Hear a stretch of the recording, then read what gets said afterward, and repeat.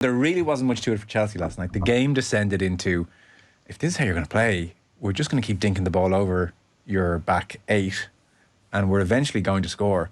The tactic didn't work. I mean, Vicario had to make a number of amazing saves, and then Chelsea managed to miss a lot of chances, and then the inevitable happened and they scored 3 goals. Yeah. Ange has said, it's just who we are, mate. It's who we are. And we'll be this way for as long as I'm here. If we go down to 5 men, we'll have a go. It did nearly work, though, when you think back to that disallowed goal by Eric Dyer, like, which would have, I think, I'm trying to think, that would have brought them level. They were set pieces. They would have brought them level. They would have been able to attack like them with those set pieces. This nearly worked business. There were 2 set pieces, which had, I mean, if he had gone full Mourinho and said everybody back and we'll camp out and see if we can hold these guys out, they would have had a much better chance of winning this game. This was too clever by half. This was not a good tactic. And he, you know, because he's so likeable and because he's Ange, everyone's saying, okay, go on, why not have a go? I think if you're 1-1 and you're down to 9 men, you really should try and invoke the laws of physics and drop deep and see how long you can hold out for.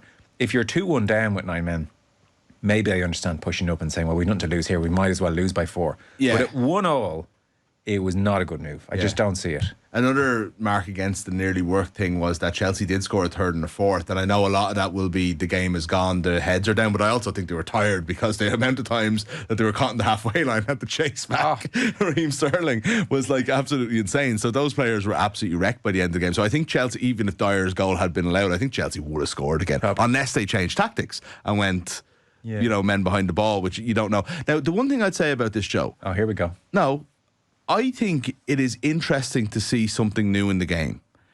Where I would call out Ange is if the next time they go down to 9 men, and even if it's in 2 or 3 years, that they do it again. Because up until now, he's managing teams that maybe that might have been the best tactic, because maybe the other teams wouldn't be good enough to exploit it. If Ulster United could do it back in the day, I think Chelsea were, you know, I really don't think there was much to it, you know? I don't know. I think you're playing against a Premier League team. He's relying on speed and different, you know, there's awareness. Like, I mean, it's a high line. I mean, it's not like what I'm saying to you, though, is... He's banking on Eric Dyer to win 20 foot races with Nicholas Jackson. It's not too different from, say, the way the line that, say, Aston Villa would have played against Forest on Sunday and caught them offside about 30 times. And not a great match to be saying, but that's how Villa play. Yeah. And so 1 or 2 teams have exploited it and most haven't. So what's the difference? If you're going to say we don't have the numbers, then... You do have the numbers with 9.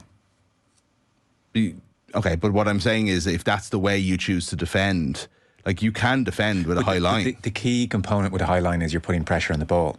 And if you have 8 in the defensive line, you don't have anybody to do that. I mean, there were lads just sitting there going, do you want to chip one or will I try chip?